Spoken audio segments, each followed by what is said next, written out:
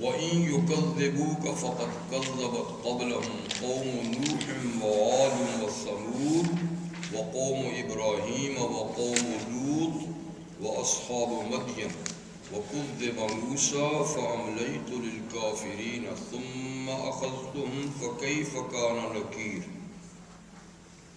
فَكَأَيٍّ مِّن قَرْيَةٍ أَهْلَكْنَاهَا وَهِيَ ظَالِمَةٌ فَهِيَ خَاوِيَةٌ عَلَى عُرُوشِهَا وَبِئْرٍ مُّعَطَّلَةٍ وَقَصْرٍ مَّشِيدٍ أَفَلَمْ يَسِيرُوا فِي الْأَرْضِ فَتَكُونَ لَهُمْ قُلُوبٌ يَعْقِلُونَ بِهَا أَوْ آذَانٌ يَسْمَعُونَ بِهَا فَإِنَّهَا لَا تَعْمَى الْأَبْصَارُ وَلَكِن تَعْمَى الْقُلُوبُ الَّتِي فِي الصُّدُورِ وَيَسْتَعْجِلُونَكَ بِالْعَذَابِ وَلَن يُخْلِفَ اللَّهُ وَعْدَهُ وَإِنَّ يَوْمًا عِندَ رَبِّكَ كَأَلْفِ سَنَةٍ مِّمَّا تَعُدُّونَ وَكَأَيٍّ مِّن قَرْيَةٍ أَمْلَيْتُ لَهَا وَهِيَ ظَالِمَةٌ ثُمَّ أَخَذْتُهَا وَإِلَيَّ الْمَصِيرُ قُلْ يَا أَيُّهَا النَّاسُ إِنَّمَا أَنَا لَكُمْ نَذِيرٌ مُّبِينٌ فَالَّذِينَ آمَنُوا وَعَمِلُوا الصَّالِحَاتِ لَهُم مَّغْفِرَةٌ وَرِزْقٌ كَرِيمٌ وَالَّذِينَ سَعَوْا فِي آيَاتِنَا مُعَاجِزِينَ أُولَٰئِكَ أَصْحَابُ الْجَحِيمِ صدق اللہ العظیم۔ سورۃ الحج کی آیت نمبر 42 سے 51 تک آیات آپ کے سامنے اس میں تلاوت کی گئی۔ آیت نمبر 41 میں اللہ تعالیٰ نے ارشاد فرمایا تھا کہ وہ حضرات جن کو محض اس وجہ سے کہ وہ اللہ کو اپنا رب کہتے ہیں اپنے ملک سے نکلنے پہ مجبور کیا گیا اور ان کے ساتھ بلا وجہ جنگ و جدال کیا گیا تو انہیں اپنے دفاع کی اجازت دے دی گئی، یعنی صحابہ کرام جنہیں مکہ میں ستایا گیا اور محض کلمے کی وجہ سے اسلام کی وجہ سے ان پر مکہ کی سرزمین تنگ کر دی گئی، ہجرت پہ مجبور کیا گیا، تو انہیں اب مدینہ منورہ جانے کے بعد اپنے دشمن سے انتقام لینے اور بدلہ لینے کی اجازت دے دی گئی، اور فرمایا کہ اس کی وجہ یہ ہے کہ مظلوم کو ظالم کے خلاف اگر ہتھیار اٹھانے کی اجازت نہ دی جائے، دفاع کی اجازت نہ دی جائے، تو پھر تو دنیا کا نظام ہی سب بگڑ جائے گا، نہ مسجدیں رہیں گی، نہ مندر رہیں گے، نہ چرچ رہیں گے، نہ کوئی عبادت خانہ بھی نہیں رہے گا، اچھے جائے کہ باقی چیزیں رہیں گی۔ اس لیے قتال فی سبیل اللہ کی فرضیت میں یہ حکمت ہے کہ دنیا میں امن قائم ہو اور تمام مذاہب والے اپنے اپنے مذہب کے مطابق زندگیاں گزاریں، کسی پر جبر نہ ہو۔ اور پھر یہ بھی اللہ تعالیٰ نے فرمایا تھا کہ اللہ ان کی مدد کرتا ہے جو اس کے دین کی مدد کرتے ہیں، ضرور اللہ ان کی مدد کرے گا جو اس کے دین کی مدد کرتے ہیں، یہ پکی علامت ہے، اور یہ کہ اللہ تعالیٰ قوی اور غالب ہے۔ پھر جو اللہ کے دین کی مدد کرتے ہیں اور اللہ ان کی مدد کرے گا، یہ وہ لوگ ہیں کہ جب کبھی دنیا میں ان کو اقتدار مل گیا، اللہ نے انہیں حکومت دی، تو وہ پھر کیا کام انجام دیتے ہیں؟ وہ نماز کا نظام قائم کرتے ہیں، خود بھی پڑھتے ہیں، اوروں کو بھی پڑھواتے ہیں، زکوٰۃ کا نظام قائم کرتے ہیں، خود بھی زکوٰۃ دیتے ہیں، اوروں سے بھی وصول کرتے ہیں، اور مستحقین زکوٰۃ میں اس کو تقسیم کرتے ہیں۔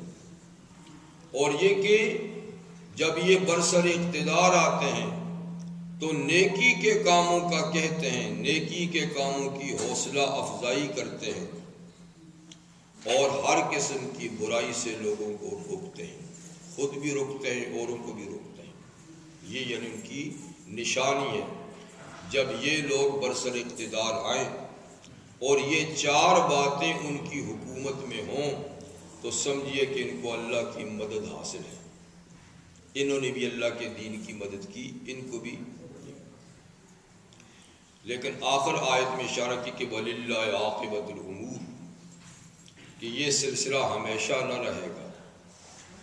دنیا میں ہمیشہ ایسے نیک لوگوں کی حکومتیں نہیں رہیں گی، بلکہ کبھی ہوں گی کبھی نہیں ہوں گی، اس لیے کہ سارے کاموں کا انجام تو اللہ جانتا ہے۔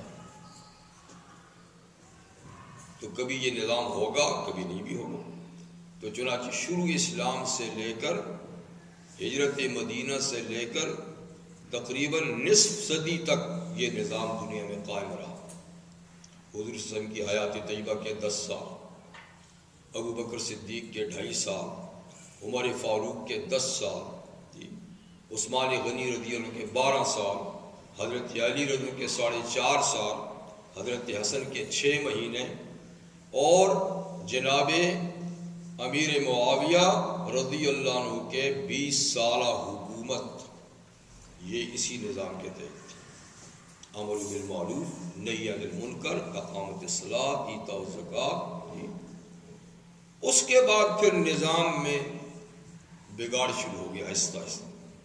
کبھی اچھے لوگ ہیں، عمر بن عبدالعزیز جی، کبھی دوسرے لوگ بھی ہیں، اور یہ سلسلہ اس کے بعد سے آج تک ایسا ہی ہے۔ کہیں کہیں تاریخ میں اچھے حکمرانوں کا بھی پتہ چلتا ہے، لیکن زیادہ تر نظام ہمیشہ بگڑا ہی رہا، اور آج بھی ہم دیکھتے ہیں کہ نظام بگڑا ہوا ہے۔ یعنی جن ملکوں میں اقتدار مسلمانوں کے ہاتھوں میں ہے وہ با اختیار ہیں، اپنے اختیارات کیسے غلط استعمال کرتے ہیں۔ جبر و تشدد ہے، ظلم و ستم ہے، خون ریزی ہے، فواحش اور منکرات کی حوصلہ افزائی کی جا رہی ہے، خود بھی منکرات کا شکار ہے، معروف کاموں پر پابندی ہے۔ تو نظام آج بھی ایسا ہے۔ وَلِلَّهِ عَاقِبَةُ الْأُمُورِ۔ اب جو میں نے آیات تلاوت فرم کی ہیں، اس میں حق تعالی شانہ ایسے ہی لوگ جو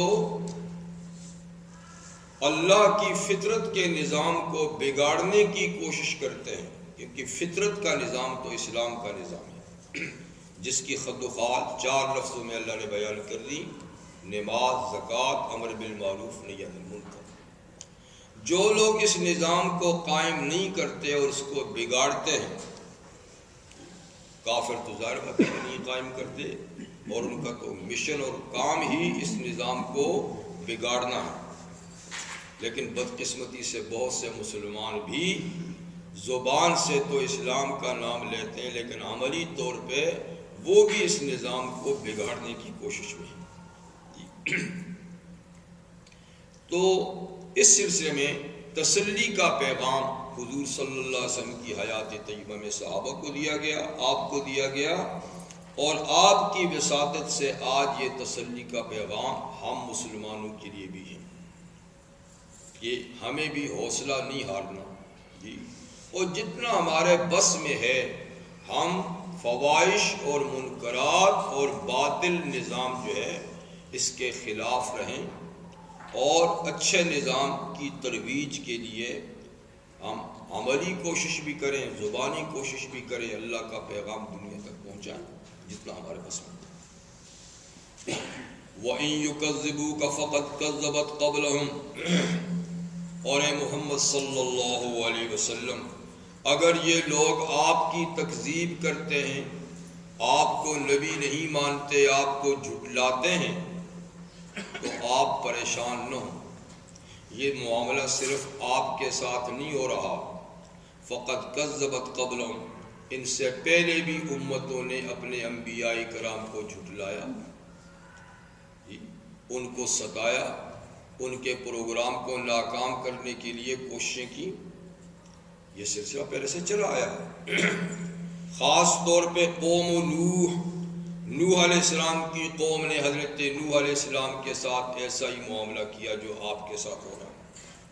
لیکن دیکھیے کتنے اولو العزم پیغمبر تھے، کتنے حوصلے والے نبی تھے، کتنا طویل ترین زمانے تک وہ اللہ کا پیغام نشر کرتے رہے، 950 سال، 950 سال جی، پوری جد و جہد کی۔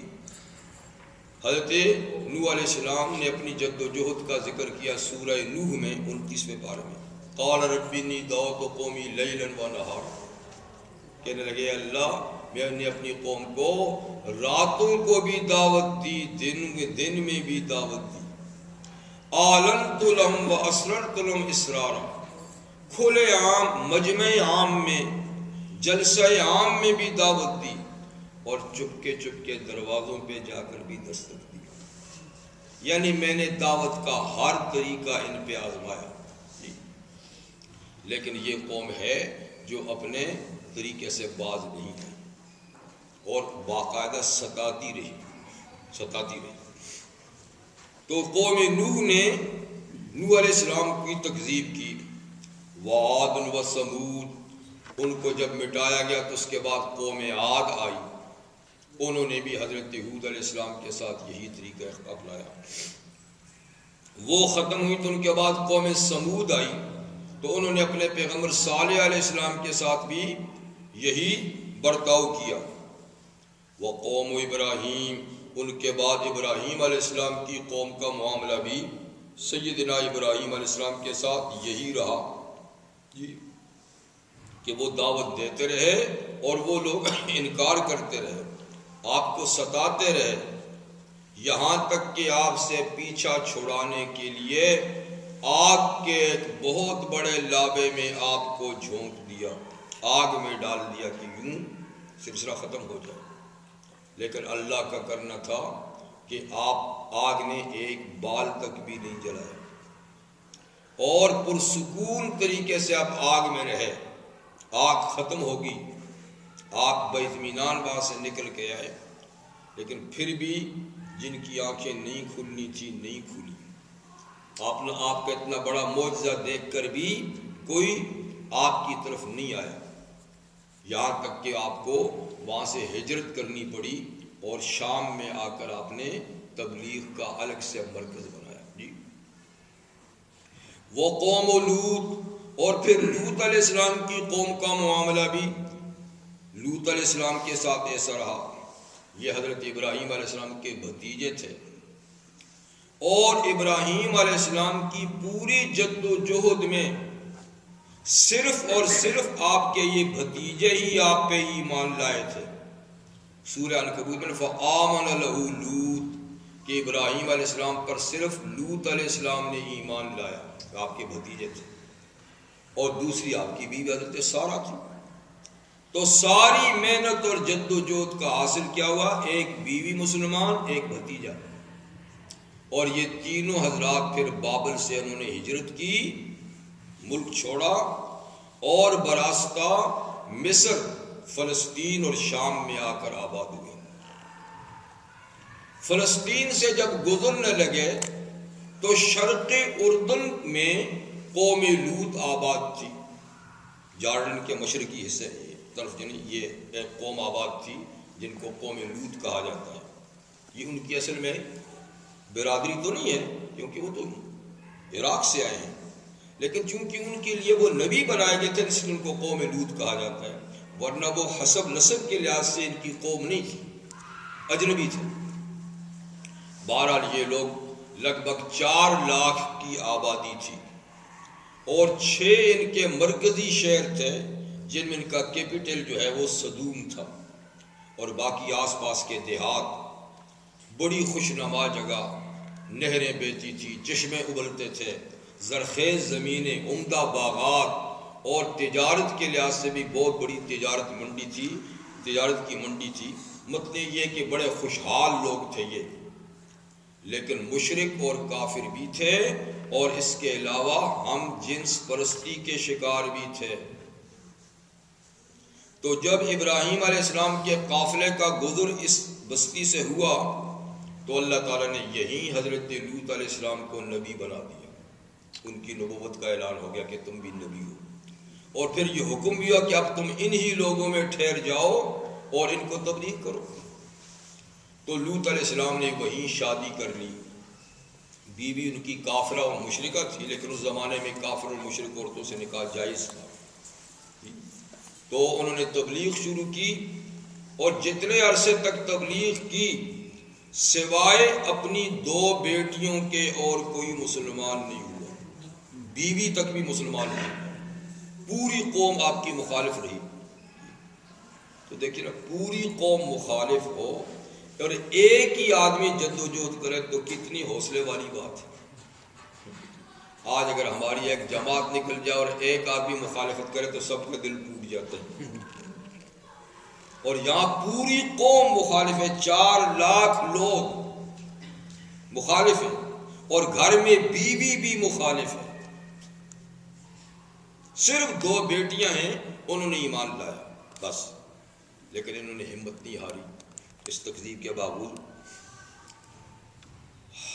وہ اصحاب مدین، اور مدین والے حضرت شعیب علیہ السلام کی امت.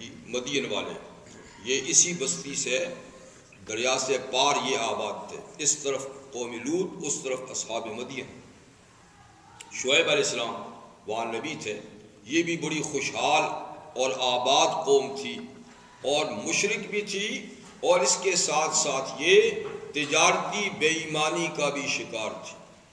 خرید و فروخت میں بڑی بے اعتدالی کرتے تھے، لینے دینے کے معاملے میں بڑا فراڈ کرتے تھے. بہرحال انہوں نے بھی شعیب علیہ السلام کی بات نہیں مانی. یہ سب قومیں عذاب کا شکار ہوئیں بالآخر. وَكُذِّبَ موسیٰ، اور حضرت موسیٰ علیہ السلام کی بھی تو تکذیب کی گئی. تو موسیٰ علیہ السلام کی تشریف آوری 2 قوموں کی طرف تھی. بنی اسرائیل جو خود ان کی قوم تھی، اور قبطی یعنی فرعون اور اس کی قوم جو اصل مصر کے باشندے تھے. بنی اسرائیل تو خیر آپ پر ایمان لائے، لیکن قبطی جو ہیں ان میں سے چند گنے ہوئے لوگ ہی ایمان لائے. پوری قوم آپ کی مخالفت کرتی رہی، پوری سلطنت آپ کی مخالفت کرتی رہی. صرف حضرت آسیہ فرعون کی بیوی اور ایک اس کی پارلیمنٹ کا اور ممبر اس کا رشتہ دار اور اس کی خادمہ، یہ لوگ مسلمان ہوئے. اس پوری قوم میں سے ساری قوم مخالفت کرتی رہی اور موسیٰ علیہ السلام کو ستایا. تو اللہ تعالیٰ فرماتے ہیں کہ دیکھیں یہ ساری قومیں انہوں نے اپنے انبیاء کرام کے ساتھ بڑے ہی ناروا سلوک کیے. فَأَمْلَيْتُ لِلْكَافِرِينَ، لیکن میں نے کافروں کو پھر بھی مہلت دی، سوچنے کی، سمجھنے کی، ایمان لانے کے لیے ان کو بڑا وقت دیا.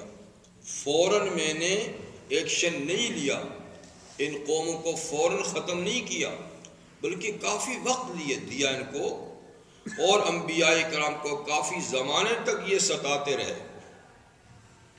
لیکن جو وقت دینے تھا جب وہ وقت پورا ہو گیا، ثم اخذتہم، پھر میں نے ان کو پکڑ لیا، سب قوموں کو پکڑا. فکیف کان نکیر، تو دیکھیے کیسا ہوا پھر میرا عذاب دینا. ذرا تاریخ سے پوچھئے میرا عذاب دینا کیسا ہوا. قوم نوح علیہ السلام کو سیلاب میں ڈبو دیا، پانی میں ڈبو دیا، عاد پر ہوا کے جھکڑ چلا دیے، سمود کے لیے زلزلہ بھیج دیا، قوم لوط کی بستیوں کو الٹ دیا، پتھروں کی بارش برسا دی، اور موسیٰ علیہ السلام کے مخالفین کو دریا برد کر دیا، دریا میں ڈبو دیا فرعونیوں کو. فکیف کان نکیر. تو آپ اے محمد صلی اللہ علیہ وسلم تسلی رکھیے، آپ کے مخالفین کا بھی انجام ایسا ہی ہوگا. بس صرف یہ ہے کہ اس انجام تک آپ حوصلہ نہ ہاریں اور اپنا مشن جاری بساری رکھیں. فَكَأَيٍّ مِّن قَرْيَةٍ أَهْلَكْنَاهَا، تو کتنی ہی بستیاں ہیں، کتنے ہی شہر ہیں، أَهْلَكْنَاهَا، جن کو ہم نے ان کے جرائم کی پاداش میں ہلاک کر ڈالا. اور یوں ہی نہیں، وَهِيَ ظَالِمَةٌ، اس حال میں کہ وہ بڑے ظالم لوگ تھے اور ظلم کی انہوں نے انتہا کر رکھی تھی. اور آپ جانتے کہ انتہائی درجے کا ظلم کیا ہے؟ کفر اور شرک۔ والکافرون هم الظالمون، سچ مچ کافر ظالم ہے، چاہے وہ کتنے عاجز مسکین کیوں نہ بنتے پھرتے ہوں، کتنے خوش اخلاق بنتے کیوں نہ پھرتے ہوں، مگر کفر سے بڑا ظلم کوئی نہیں۔ جو اللہ کے حق میں ناانصافی کرتا ہے، اس سے بڑا بے انصاف کون ہے؟ اور ان الشرک لظلم عظیم، اللہ کے ساتھ کسی کو شریک ٹھہرانا بھی ظلم عظیم ہے، کفر بھی ظلم عظیم ہے۔ تو اس لیے یہ بستیوں والے ظالم تھے، یعنی کافر اور مشرک تھے۔ فَهِيَ خَاوِيَةٌ عَلَىٰ عُرُوشِهَا، تو یہ بستیاں اور یہ شہر اب کیا ہوئے؟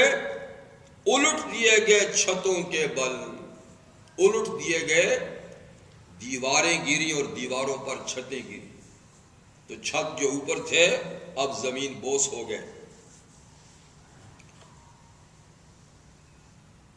جب بنی اسرائیل نے اللہ سے بغاوت کی اور مسلمان ہوتے ہوئے بھی اللہ سے بغاوت کی، کیونکہ بنی اسرائیل تو بیسیکلی مسلمان ہوتے تھے نا، ان کے اندر انبیاء کرام بھی موجود ہوتے تھے، لیکن یہ نبیوں کو ستاتے تھے، احکامات نہیں مانتے تھے، تو ان کا جرم یہی تھا، کفر نہیں تھا، انبیاء کرام کو ستانا اور اللہ کے احکامات سے بغاوت، جیسے آج کل کی جا رہی ہے۔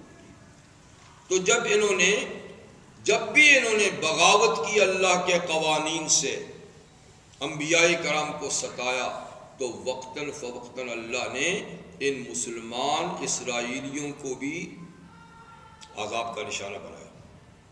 تو تاریخ میں کئی ایسے واقعات ہیں جن میں 6 بڑے بڑے واقعات ہیں کہ ان کو اتنی اللہ نے سزا دلائی کافروں کے ہاتھوں سے کہ ان کے نام و نشان مٹا کے رکھ لیے۔ 2 واقعات کا ذکر تو سورہ بنی اسرائیل میں بھی ہے، دو واقعات، لیکن تاریخ میں 4 اور بڑے بڑے واقعات ہیں اور چھوٹے چھوٹے کئی ہیں۔ تو ان بڑے واقعات میں سے ایک واقعہ یہ ہے کہ جب انہوں نے ظلم و ستم اختیار کیا، نبی موجود تھے، حضرت دانیال علیہ السلام موجود ہیں جی، اور حضرت عزیر علیہ السلام موجود ہیں، حضرت یرمیہ علیہ السلام موجود ہیں، نبی موجود ہیں، لیکن اللہ کے قانون سے بغاوت۔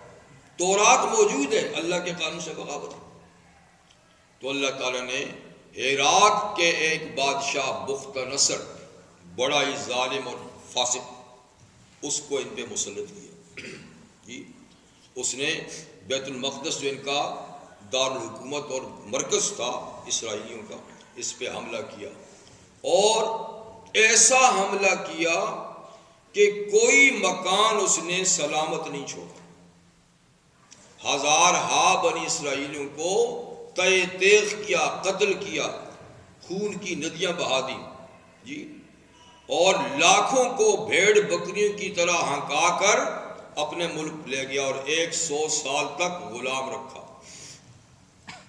بیت المقدس جو اللہ کا گھر تھا اس کو بھی ویران کر دیا، تورات کے نسخوں کو جلا دیا جی، اور جتنا وہاں مال و دولت تھا اس کو لوٹ کر اپنے ملک لے گیا۔ اسی کا ذکر اللہ تعالیٰ سورہ بقرہ میں کرتے ہیں، او کالذی مر علی قریۃ وہی خاویۃ علی عروشہا، یا وہ صاحب جو ایک بستی پہ گزرے تھے اس حال میں کہ وہ بستی اور شہر اپنی چھتوں کے بل الٹی پڑی تھی۔ تو یہ یا حضرت یرمیہ تھے یا حضرت عزیر تھے، تو یہ اس کی گرفتاری سے بچ گئے تھے، کہیں گئے ہوئے ہوں گے، لیکن باقی دانیال علیہ السلام اور کچھ اور انبیاء ان قیدیوں کے ساتھ، ان کو بھی قید کر کے لے گئے تھے ساتھ۔ تو یہ جب گزرے تو دیکھا پورا شہر مسمار ہے، ایک گھر بھی سلامت نہیں، کوئی متنفس اس میں نہیں۔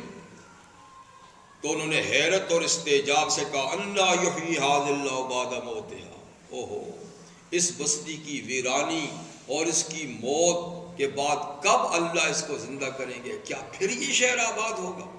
بظاہر اس کی آبادی کے امکانات نہیں۔ تو اللہ تعالیٰ نے فامات اللہ مئۃ عام، وہیں اسی جگہ سڑک پر ان کو 100 سال سلا دیا۔ کہ میں کر کے دکھاؤں گا، اس اجڑے شہر کو میں آباد کر کے تب آپ کو جگاؤں گا، سو جاؤ یہاں پر۔ ان کو سلا دیا، فما قول میں کام ثم بعث، 100 سال کے بعد ان کو اٹھایا، موت دے کے 100 سال کے بعد، کیونکہ یہ وہ آخری موت نہیں تھی، یہ تو ایک معجزانہ بات تھی، تو اٹھایا تو اب شہر آباد ہو چکا تھا۔ 70 سال وہ لوگ قید رہے، پھر اللہ نے ایک ایرانی بادشاہ کو مسلط کیا تو اس نے بخت نصر پہ حملہ کر کے اس کو مارا، اور اس کے تھا تو کافر لیکن اس کے دل میں اللہ نے ترس ڈالا کہ یہ غلام اس نے بنائے ہیں، تو انہوں نے سب اسرائیلیوں کو آزادی دے دی، ساتھ میں انجینئر بھی بھیج دیا، مال بھی دیا کہ جاؤ ان کے شہر کو آباد کر کے ان کو وہاں پر بساؤ۔ 70 سال کی قیدی کے بعد یہ لوگ آئے اور وہ شہر پھر 30 سال میں نئے سرے سے آباد کیا، وہی مکان، وہی رونق، وہی سڑکیں، سب کچھ۔ اب حضرت عزیر کو اٹھایا اور پوچھا کم لبستہ، کتنی دیر ہوئی ہے یہاں؟ سورج کو دیکھا، لبست یوم و بعض یوم، بس ایک دن یا دن بھی پورا، تھوڑی سی کہ نہیں، بل لبست مئۃ عام، جناب 100 صدی تک آپ یہاں رہے، 1 صدی تک رہے۔ اور دیکھیے فانظر الی طعامک و شرابک، اپنے کھانے اور پینے کے سامان کو دیکھیے، جوس جوں تازے کا تازہ، انجیر ایسے تازے کے تازے جیسے کہ ابھی توڑ کے لائے، جوس جیسے ابھی نکالو، لم یتسنہ، بالکل اس میں تبدیلی نہیں آئی۔ اور وانظر الی حمارک، اپنی سواری کے گدھے کو ذرا دیکھیے، کیا ہے وہ، ہڈیاں بکھری ہوئی، چند ہے، نہ گوشت ہے، نہ کھال ہے، نہ کچھ ہے، آخر 100 سال جو گزرے۔ اور پھر فرمایا ذرا ہمارا کرشمہ دیکھیے کہ ہم بگاڑ کے کیسے بناتے ہیں، اپنے گدھے کو ذرا دیکھیے، اور جس کو نہ بگاڑنا چاہیں کیسے سلامت رکھتے ہیں، اپنے کھانے کو دیکھیے۔ جو چیزیں جلد خراب ہونے والی تھیں بالکل سلامت ہیں، اور جو دیر تک زندہ رہ سکتے تو اس کا حال دیکھیے۔ اور پھر آپ ان کی ہڈیوں کو دیکھیے، جب دیکھنے لگے تو ایک دم ہڈیاں جڑنے لگی، جڑتے جڑتے ہڈیوں کا ڈھانچہ ہو گیا، اس پہ گوشت چڑھ گیا، اس پہ کھال چڑھ گئی، اس میں روح ڈالی، اور گدھے نے آواز نکال کر اپنی زندگی کا اعلان کر دیا کہ یہ تو آنکھوں کے سامنے ہے۔ آپ شہر کو دیکھیے، شہر دیکھا تو ہو جیسے کہ کبھی کوئی ویران ہوا ہی نہیں ہے، آباد ہو گیا جی۔ تو یہ ہے کتنے ہی بستیاں ہیں جن کو ہم نے ہلاک کیا، اور وہ ظالمہ تھیں، یعنی اس کے باشندے ظالم تھے، تو وہ بستیاں آج کیا ہیں، گری پڑی ہیں اپنی چھتوں کے بل، وبئر معطلہ، اور ان کنووں کو ذرا دیکھیے جو آج اجڑے پڑے ہیں، کوئی پانی کھینچنے والا نہیں۔ کنویں اصل میں پرانے زمانے میں آبادی اور زندگی کا ایک ذریعہ ہوتے تھے، یعنی پانی آپ جانتے ہیں کہ انسانی حیات اور زندگی کے لیے کتنا اہم ہے، اور خاص ان ملکوں میں جہاں پانی کی قلت ہے وہاں تو آبادی بنتی وہاں تھی جہاں کوئی کنواں یا چشمہ ہوتا تھا۔ عرب کے ریگستانوں میں یا تو ماشاءاللہ جگہ جگہ پانی ہے جی، لیکن جہاں نہ ندیاں ہیں نہ دریا ہیں، ریگستان ہیں، تو وہاں آبادی کا دار و مدار کنویں پہ ہوتا تھا، جہاں کہیں پانی نکلا وہیں جا کے آبادی ہو گئی۔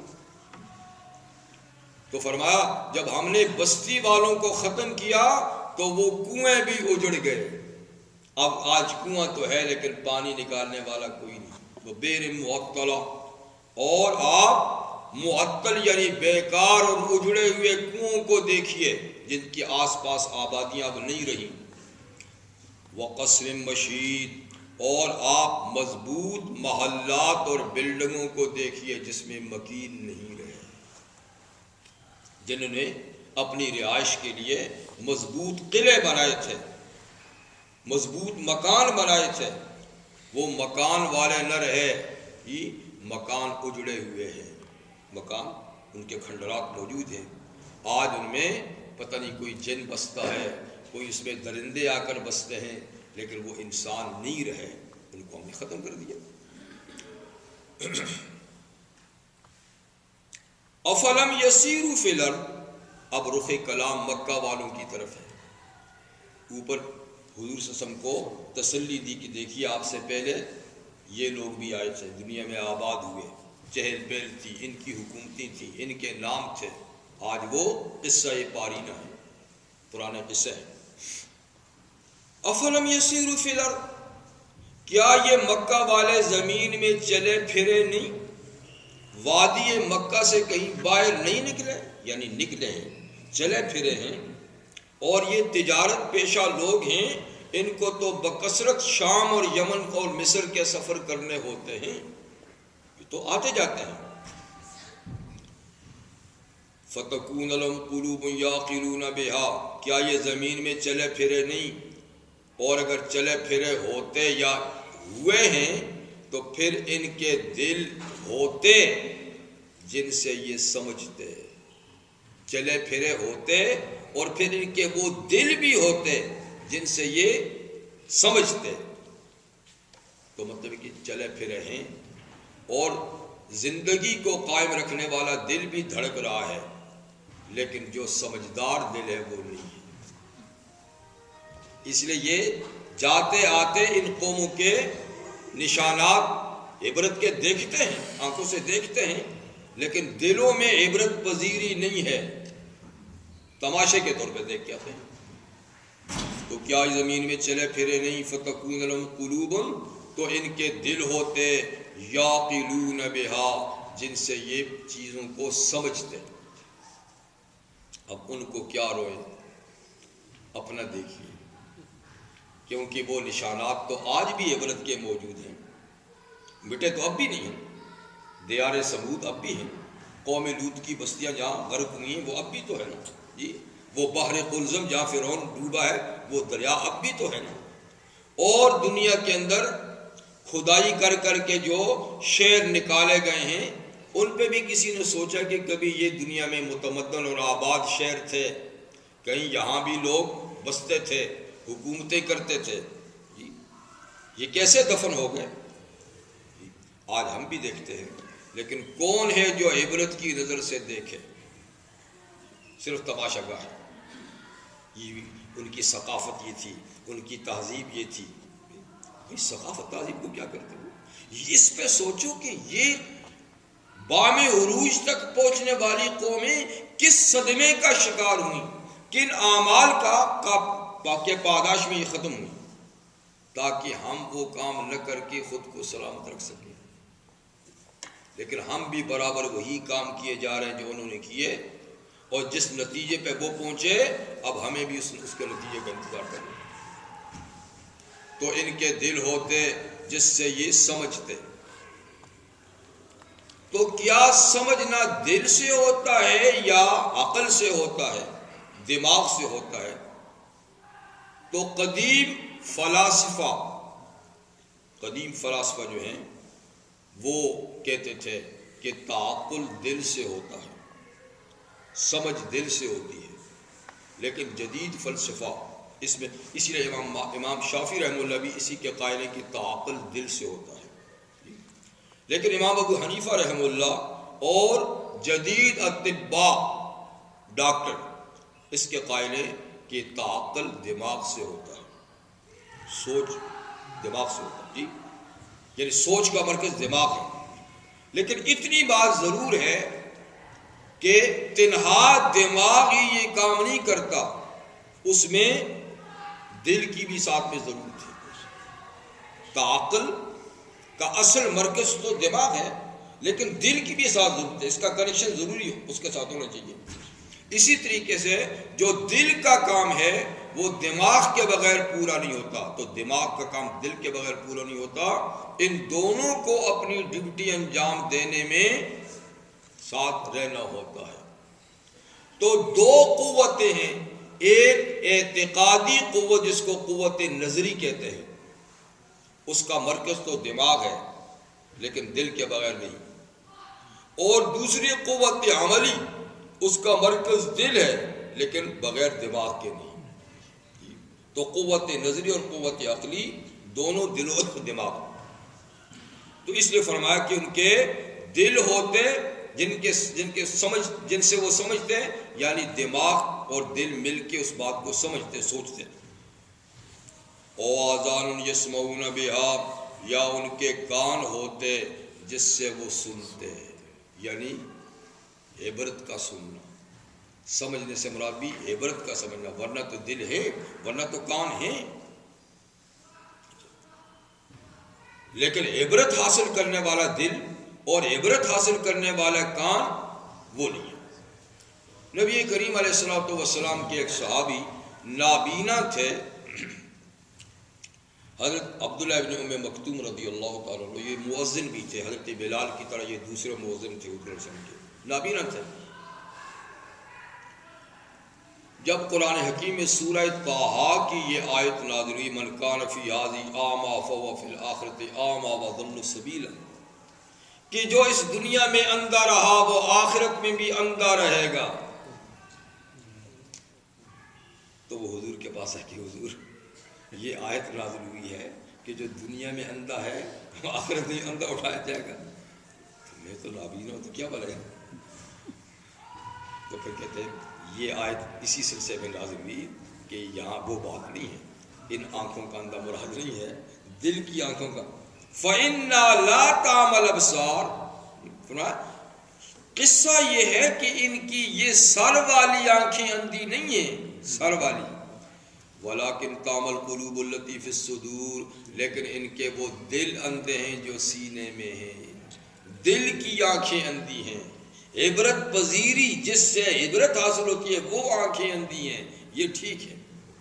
تو مطلب ہے کہ اس آیت کا مفہوم یہ ہے کہ جو حق بات دیکھنے سے دنیا میں اندھا رہا، حق بات دیکھنے سے دنیا میں اندھا رہا، تو وہ قیامت کے دن اندھا کر کے اٹھایا جائے گا.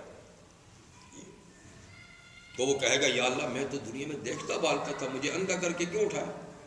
قال رب لما حشرتنی اعمیٰ وقد كنت بصیرا.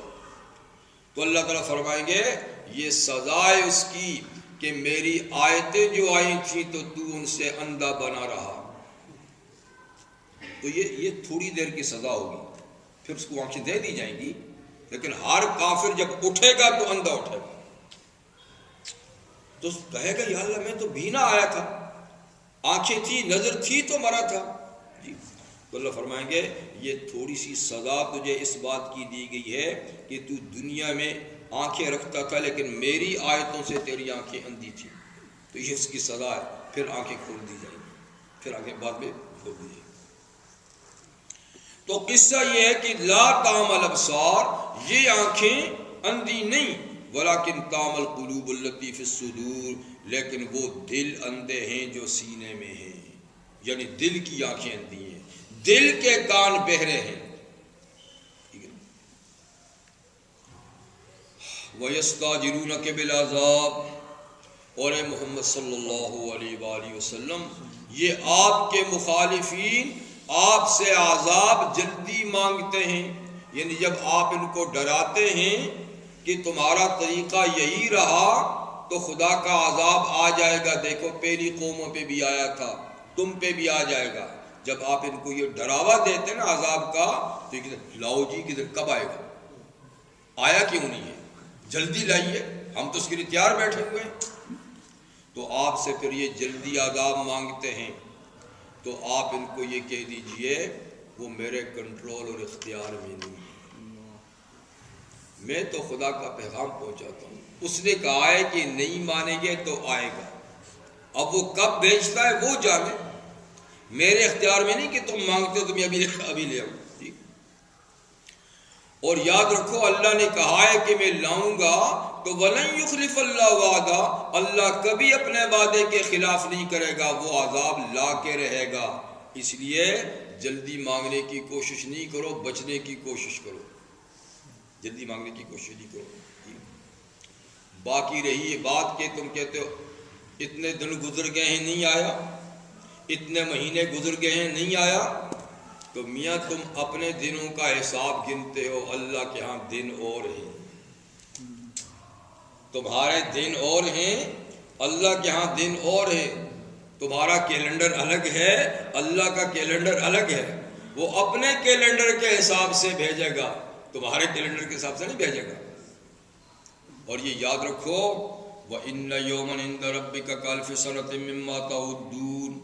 تمہارا دن تو 12 گھنٹے کا ہے، یا دن رات کو ملاؤ تو 24 گھنٹے کا ہے، اور تیرے رب کے ہاں ایک دن 1000 سال کے برابر ہے. کَأَلْفِ سَنَةٍ مِّمَّا تَعُدُّونَ. جو تم اپنی کیلنڈر کے حساب لگاتے ہو نا، اس حساب سے میرے رب کا دن 1000 سال کا ہے. تو پھر کائے کی جلدی ہوئی؟ تمہارے دن سال اتنے گزر جائیں گے، اللہ کے ہاں تو ابھی دن بھی پورا نہیں ہوا ہوگا. ابھی تو دن بھی پورا نہیں ہوا ہوگا. تو اس لیے وہ اپنے حساب سے جتنے دن اپنے حساب سے مقرر کیے نا سزا کے، اس کے حساب سے بھیجے گا. اتنی جلدی کرنے کی کیا ضرورت ہے؟ اب یہ بات کہ اللہ تعالیٰ کے ہاں ایک دن 1000 سال کا ہے، یا سورہ معارج میں ہے کہ ایک دن قیامت کا 50,000 سال کا ہوگا، تو اس کا کیا مطلب ہے؟ تو اس کا ایک مطلب تو یہی ہے کہ یہ جزا اور سزا کے لحاظ سے دن کی طوال لمبائی یا چھوٹائی ہوگی. یعنی وقت کا لمبا ہونا یا مختصر ہونا یہ جزا و سزا کے لحاظ سے ہوگا. یعنی جن لوگوں کو ان دنوں میں سزا ملے گی تو ان کے لیے یہ دن لمبے ہو جائیں گے. سزا یافتہ لوگوں کے لیے 1000 سال کا اور 50,000 سال کا دن ہو جائے گا. لیکن جن کو انعام ملے گا ان کا دن تو چٹکی میں گزر جائے گا.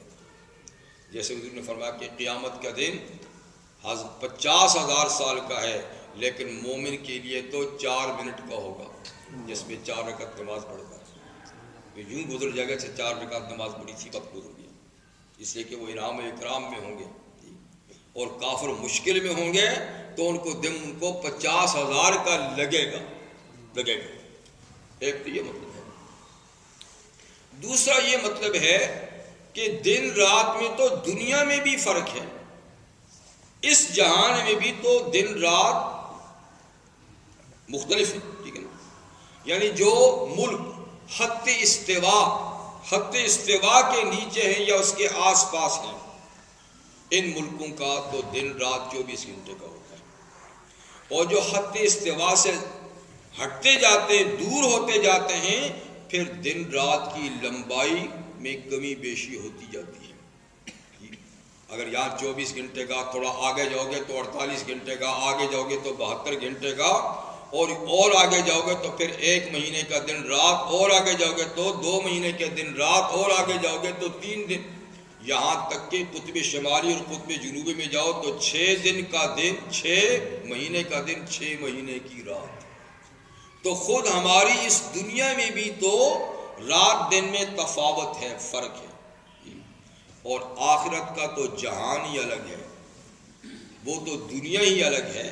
اس لیے اس کا تو کیلنڈر یقیناً یہاں سے الگ ہے کہ اس دنیا میں جو ہمارے عام آبادی کے دنوں میں جو 1000 سال بنتے ہیں، اس جہان میں وہ ایک دن ہی ہوگا. ٹھیک ہے. تو مطلب یہ کہ اللہ تعالیٰ کے ہاں تو بھی دن بھی پورا نہیں ہوا تمہارا، تو اتنے جلدی تمہارے ہاں تو گھنٹے، مہینے اور سال گزر گئے، اور اللہ کے ہاں تو بھی دن بھی پورا نہیں ہوا.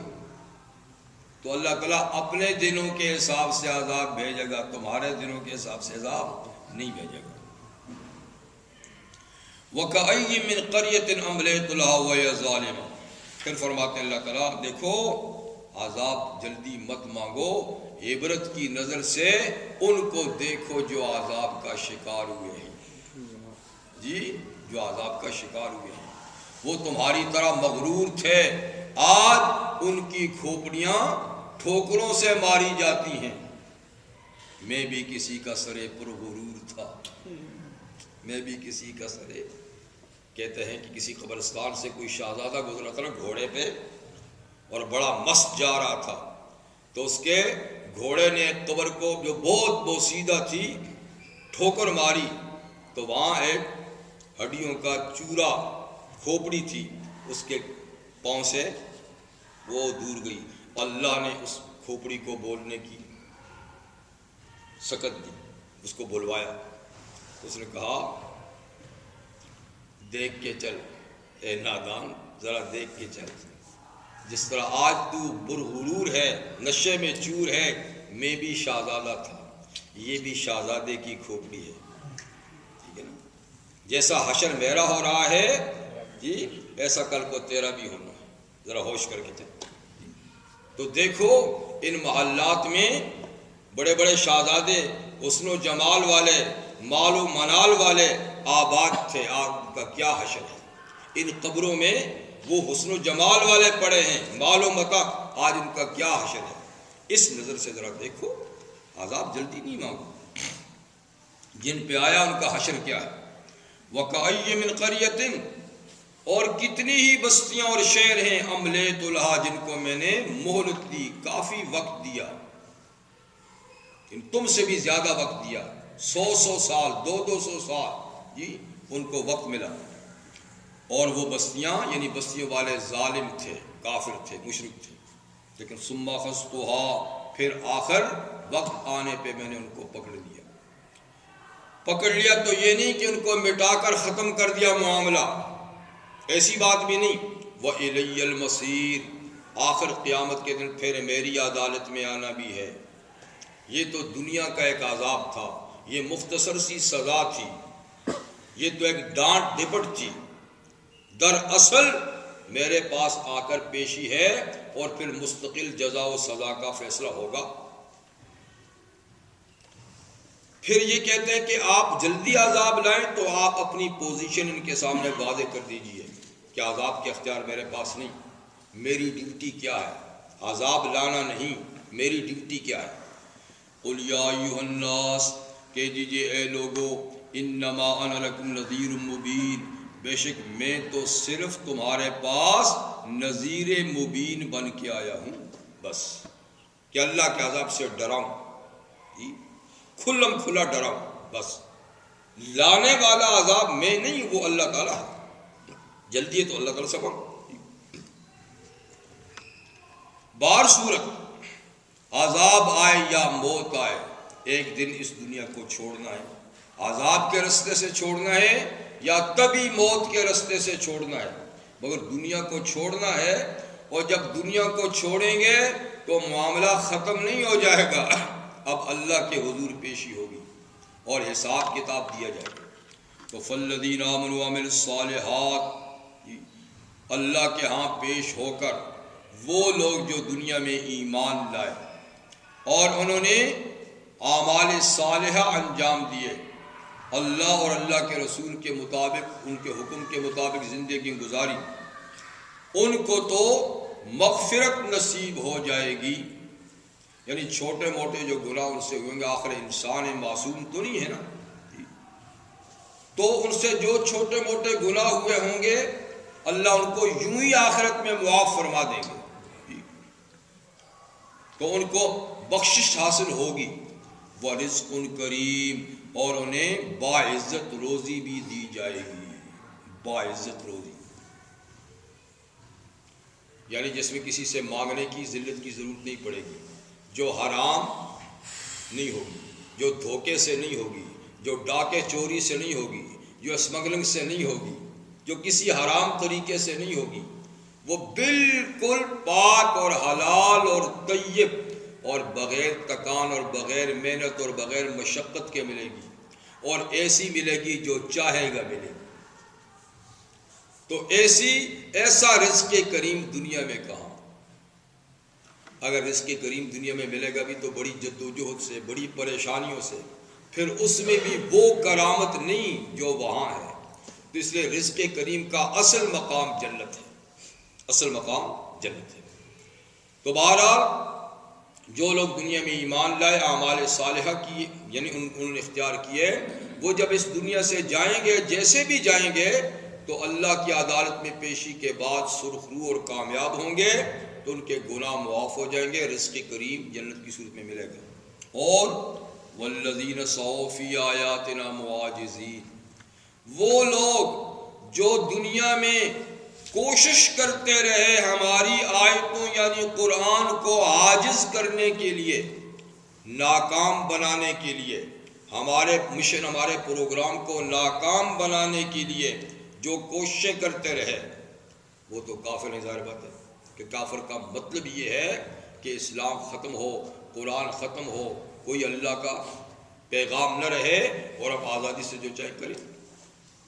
لیکن بدقسمتی سے ہم میں بھی وہ لوگ جو ان پر اعتماد رکھتے ہیں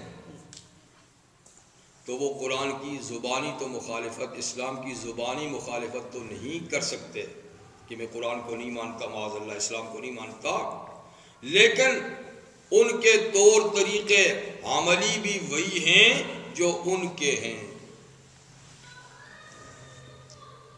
ان کے ہیں، ٹھیک ہے؟ تو وہ بھی اپنے عمل اور اپنے عمل سے چاہتے ہیں کہ یہ نظام نہ آئے، یہ نظام نہ آئے۔ تو دیکھیے سب با اختیار ہے ماشاءاللہ، لیکن نہیں لا رہے۔ تو وہ لوگ جو کوشش کرتے ہیں ہماری آیات میں، ہمارے احکامات، ہماری شریعت، ہمارے قرآن میں معاجزین، کہ اس کو عاجز کریں، ناکام بنائیں، تو یہ جب ہماری عدالت میں پہنچیں گے تو فرد جرم عائد ہوگا، اور اولئک اصحاب الجحیم، یہ دائمی قید خانے میں بند کر دیے جائیں گے اور یہ جہنم میں جھونک دیے جائیں گے، جہنم میں جھونک دیے جائیں گے۔ اگر کافر ہیں کھلم کھلا تو ہمیشہ ابد الآباد تک، اور اگر وہ عملی طور پہ ایسی کوشش کرتے ہیں لیکن اعتقاد کمزور کے ساتھ مانتے بھی ہیں تو بھی ایک وقت تک ان کو سزا ملے گی وہاں پر۔ جی تو اس لیے فرمایا کہ عذاب جلدی مانگنے کی کوشش نہیں کرو، آخر دنیا سے جانا ہی ہے، چاہے عذاب کی شکل میں جاؤ یا اس کے بغیر اپنا طے شدہ مقررہ وقت کے بعد جانا ہے، اور جانے کے بعد اس بات کا خیال رکھو کہ ختم نہیں ہونا سلسلہ، آگے اپنے اعمال کو بھگتنا بھی ہے۔ وآخر دعوانا الحمدللہ رب العالمین۔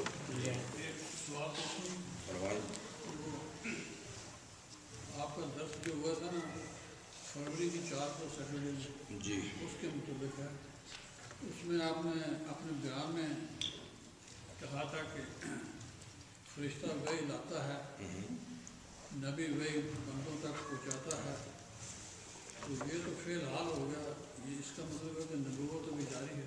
ہاں جی، نبوت جاری ہے، کیوں؟ مگر کس کی جاری ہے؟ رسول اللہ کی نبوت جاری ہے قیامت تک۔ نہیں، آپ نے پھر اس کے بعد یہ کہا تھا محمد خاتم النبی کی، بالکل، تو اس کی آپ نے تشریح نہیں کی کہ لا نبی آباد ہو یا تو پھر اس کی آپ کے سامنے کرنے کی کیا ضرورت ہے؟ آپ تو جانتے ہیں کہ حضور صلی اللہ علیہ وسلم خاتم النبیین ہیں اور اب قیامت تک آپ ہی کی نبوت جاری ہے۔ نہیں، جب خاتم النبیین آتے ہیں تو اس کی اب کوئی نیا وحی والا نبی نہیں آئے گا جس پہ وحی نازل ہو، اور نیا پروگرام اللہ تعالیٰ کا ہو، جو وحی آ چکی ہے یہی جاری ہے اب قیامت تک۔ حضور خاتم النبیین ہیں، اب اور وحی کا سلسلہ نہیں ہے۔ نہیں، میرا مطلب ہے کہ حضور اکرم صلی اللہ علیہ وسلم کے آنے کے بعد جب ان کی نبوت ختم ہو گئی، جی جی، تو اس کا مطلب ان ہے کی کہ نبوت نہیں ختم ہوئی، جی، سلسلہ نبوت ختم ہو گیا، اب حضور ہی کی نبوت باقی ہے۔ آخر الزمان ہے، ان کے بعد کوئی نبی تو نہیں آئے گا۔ نہیں آئے گا، نبی نہیں آئے گا، بالکل آپ ہی کی نبوت قیامت تک رہے گی۔ تو وہ فی الحال میں اس کا یوز کرنا، تو فی الحال میں کہنا کہ کیا فی الحال؟ نبی وے کو بندوں تک پہنچاتا ہے، ہاں بالکل ٹھیک ہے نا، تو نبی تو ختم ہو چکے ہیں۔ تو نبی ختم ہو چکے ہیں، تو حضور نے فرمایا اب میرے جانشین علماء ہوں گے، العلماء ورثۃ الانبیاء، اور فرمایا علماء امتی کے انبیاء بنی اسرائیل، میری امت کے علماء بنی اسرائیل کے انبیاء کی طرح اس مشن کو چلائیں گے۔ تو مشن وہی ہے، چلائیں گے علماء، لیکن نبی تو نہیں آئے گا۔ نبی نہیں ہے۔ چودھری صاحب، آپ مولانا سے ہم کچھ اور آئیڈیا ہے، وہ آپ نے ہم کو بتایا تھا کہ آپ سے پرسنلی مل کے بات کریں۔